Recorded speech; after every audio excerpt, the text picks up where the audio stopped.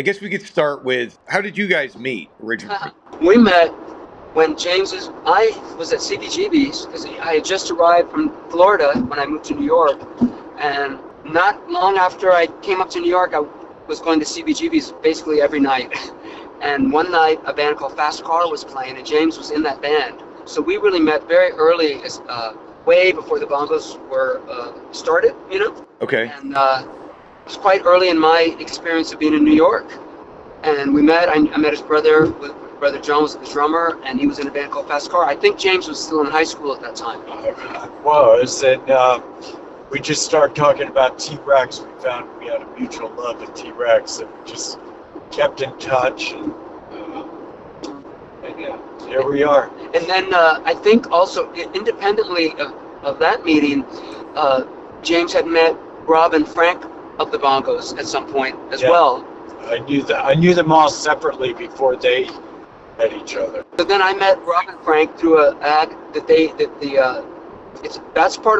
kind of a long story, but I will say that in a nutshell, an ad was placed in what was called the Village Voice newspaper. There a band was forming, seeking a guitar player who was into the Velvet Underground and television, Talking Heads, blah blah blah, and I loved Brian Eno, and they mentioned these artists that I loved, so I answered the ad, and pretty soon we had a band starting up called and became the Bongos. And we first were a trio, but then we wanted to expand the group too. It's pretty soon, a year or two later, we wanted to expand, and we remembered we all knew James, and we wanted him to be in the band. That's in a nutshell. That's like the nutshell version.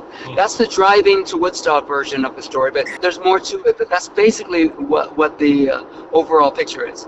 James, you also worked with Richard Lloyd, right? I did. So that was right after television broke up, I think 78. And so after the band that Richard mentioned, Fast Car, I joined Richard Lloyd's band. But Mr. Barone would still come out to shows and we'd still hang out. Judge, we knew each other all through these years. We knew each other, and it was a very natural thing when we started performing together. It was natural from the friendship. Right. So I'm trying to remember the chronology because I was playing these records on the radio, but I know that 83 was a year where Nuts and Bolts, but then there was also the Bongos. So was the collaboration sort of first, or was it simultaneous with the Bongos, joining the Bongos? So we started doing a lot of touring with the Bongos, and James was on tour. After Drums Along the Hudson came out of the U.S., we got a lot of offers to do shows basically all over the country. Our videos, our independent videos that we made before we were signed to RCA, were in all the clubs due to a network called Rock America that supplied indie bands videos to rock clubs. So all over the country, we had venues calling us saying, come do a show. So we did a large tour. On that tour, we were asked to join the B-52s on tour. And suddenly we were playing theaters and larger venues. So we toured a lot that year. And during that time, James and I started writing songs together occasionally, or separately, but showing each other's new songs. And when we had a break from the tour, we thought, why don't we record these? They're kind of acoustic. They're different than the Bongo songs. And they were really just the two of us. And we thought it would be fun to make some recordings. We didn't know an album yet, but we did some recordings. So we called Mitch Easter, who we knew and I had met, and he had a great studio in his parents' house and in the garage. Yeah, I remember from the Chronic Town. That's my favorite REM record recorded there. Right. And he had just started working with REM and mentioned them occasionally to us, and we had a great time recording them, and pretty soon we had enough songs to make an album. So we put out Nuts and Bolts. But during that time, we did sign to RCA Records. And in 83, soon after Nuts and Bolts, we put out Numbers with Wings EP and went back on tour with the Bongos. So the Nuts and Bolts album never really got fully toured or performed. We just did like one show, really, at that time. So now we're making up for that lost time by doing a bunch of shows. Cool. So what other memories do you have, if you can think about it, of the drive-in studio? That's what it was called, wasn't it? Mitch's place? Yeah. Yeah. Mitch's drive-in studio. Yep. It was really great, and for me, it was the first time I ever spent a lot of time in the deeper South, the South. Yeah. Having grown up in New Jersey and then suddenly going to North Carolina in the middle of nowhere, the pace was cut to half speed. So it really. Between me, Richard, and Mitch, just recording was really a slow, easy process. There was no rush to do anything. It was just very special in that we took a lot of time messing around, looking for different sounds, looking for the perfect barbecue, looking for the perfect sweet tea. It all kind of added to the vibe of the record of a slower pace. Yeah, it wasn't so much on the clock like at a New York studio. We would just casually go out for dinner, come back and record some more. It was a very nice situation. It was like a vacation at which we made an album, in a way. I think that was around the time of Let's Active, wasn't it? They were just starting up. Yeah. And, they had no photos. I mean, this is just from my story, is that they had no pictures and they were getting ready to make an album, and I said, you guys need photos, and I did the photos for the back cover of their first record, just because they had none and they had no intention of ever taking photos of the group. Right. So one day while we were recording, instead of recording, Richard set up the photo shoot. So that was the pace we were working. Yeah, it was very relaxed pace. I called a wedding studio and said, hey, can we take some photos there? Because I wanted the lights on them. Yeah. And but we had such a great time on a personal level too, to just hang out and make the music without being on the clock. So this album sounds like that. You can hear the experimentation that we had the luxury of time in the studio to experiment with sounds and songs. So we were writing. Sometimes we'd finish the song as we were just ready to record it. We were really creating it in real time. Sure. And I remember the story you told the other night about James. You said that you told your third grade classmates that you had written Dizzy. How did you guys come across doing that cover? Well, I just always loved that song, and I can't remember how we ended up actually putting it on the record. I think we probably just started jamming on it, and then it said, hey, this is kind of fun. And as a songwriting lesson, that song is so structured and so well built and crafted that for us to figure it out, we figured, well, if we've gone this far figuring it out, might as well get the payoff and finish it.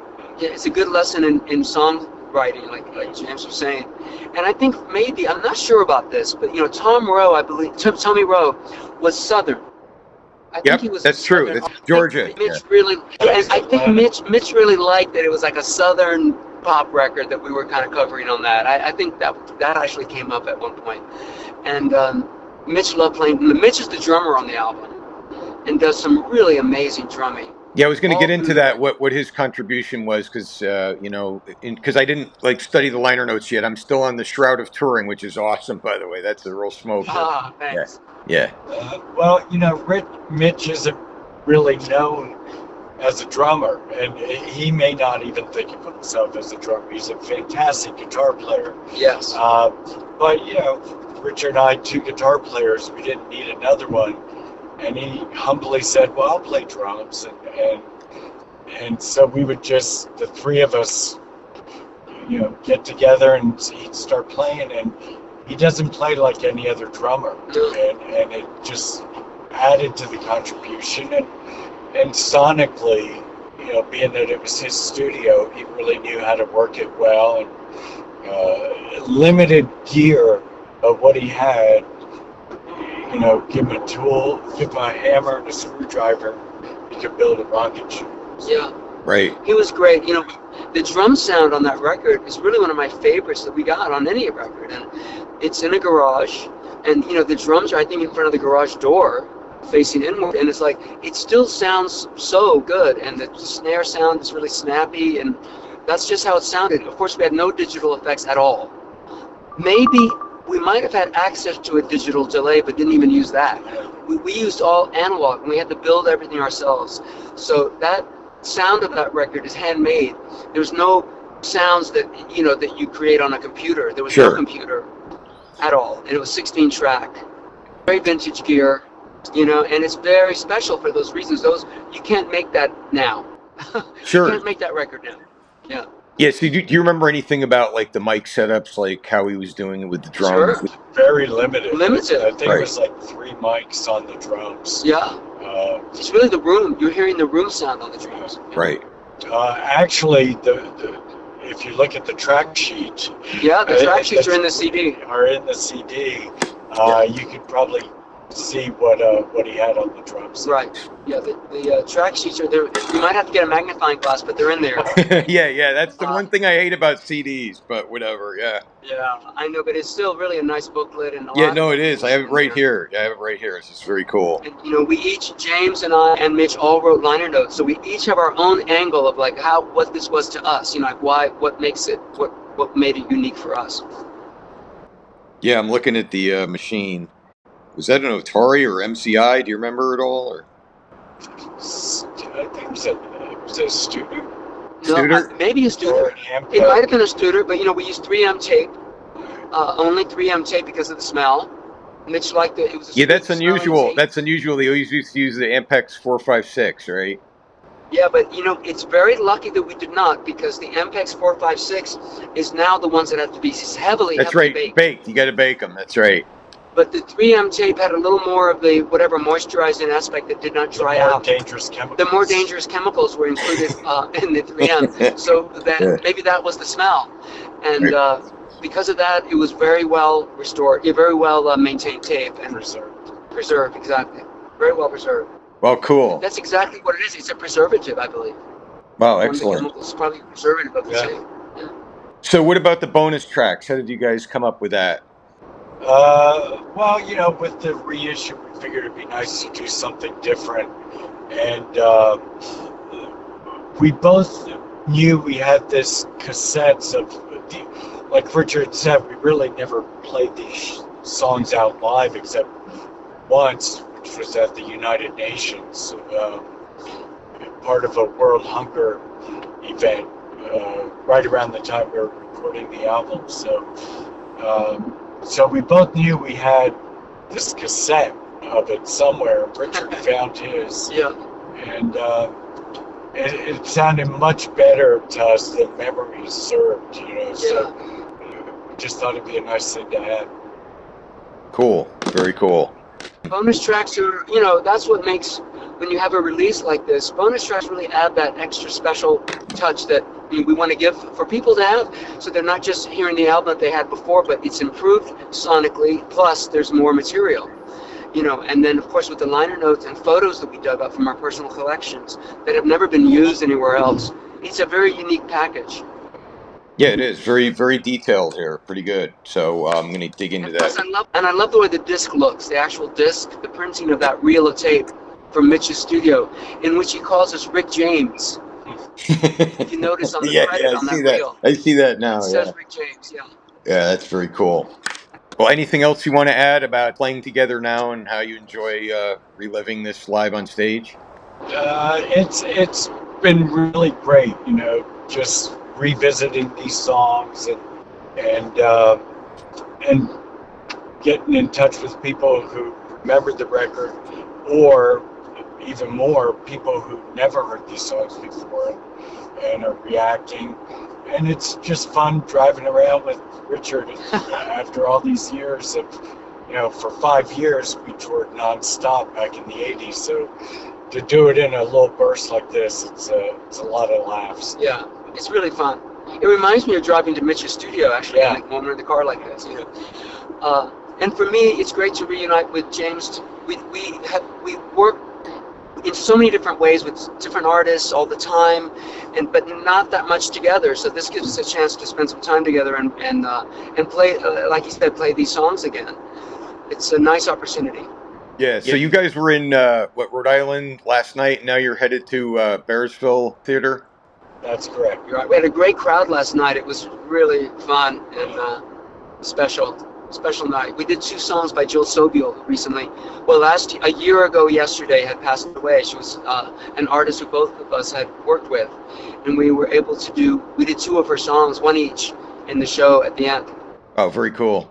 Anything else you want to add? I think I've overstayed my short 5-minute interview here. Really happy people are picking up the album and giving it a listen now. I think it's a good time to hear Nuts and Bolts again. It's a piece of pure pop rock that it captures an era, but it also sounds fresh now. Right, and it's pretty organic, like you explained, the way it was created. Very organic.